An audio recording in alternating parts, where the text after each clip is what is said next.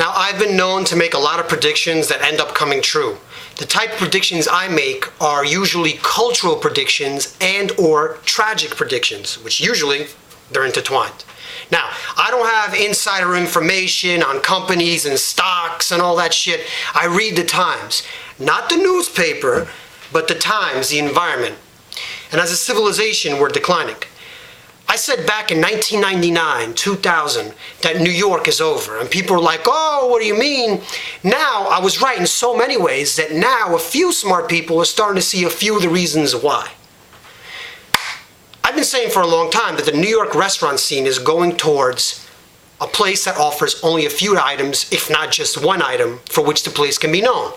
Now, this is smart for branding, it's smart for efficiency, you can focus on one thing and do it right. It's great to keep your inventory in check, you're not throwing away food that goes bad or spoils. The reason why they're doing this is because, yes, the culture, but two, it only makes sense mathematically. These places can't keep up. Why can't they keep up? Because things cost so much. Why do things cost so much? Because of high taxes, tons of regulations, and tons of bullshit laws that you wouldn't even believe once you start scratching the surface how many more come up. This is why only corporations will be able to make it here in New York. We always hear that mom and pop stores are going out of business, but the same people who complain about it emotionally don't intellectually understand it because they don't look at the math and the laws and the politics behind it. They have the wrong understanding why it's happening. So it keeps happening because they vote for people who end up pushing more taxes, more rent control laws, more rent stabilization laws that inevitably and obviously drive these people out.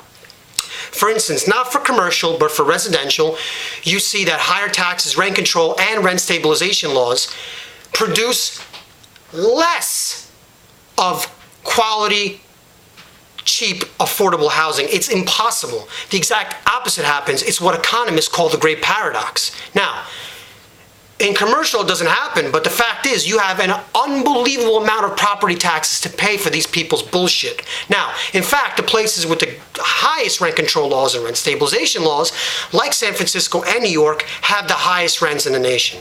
Now, more taxes, more regulations, you end up getting more of the problems. And it leaves only the big corporations to take over and be successful. Mind you, I'm not talking about just McDonald's.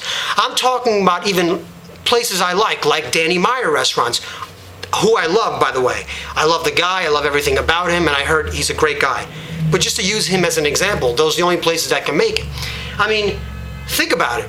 What about Bear Burger, Go Burger, this burger, that burger, Cock Burger, and on and on and on. If you looked at price structure, tax structure, cost structure, and the politics behind it, and you actually, God forbid, try to understand business, you would see where the money goes. So the nice Italian couple that comes over and opens up a restaurant, those days are long gone.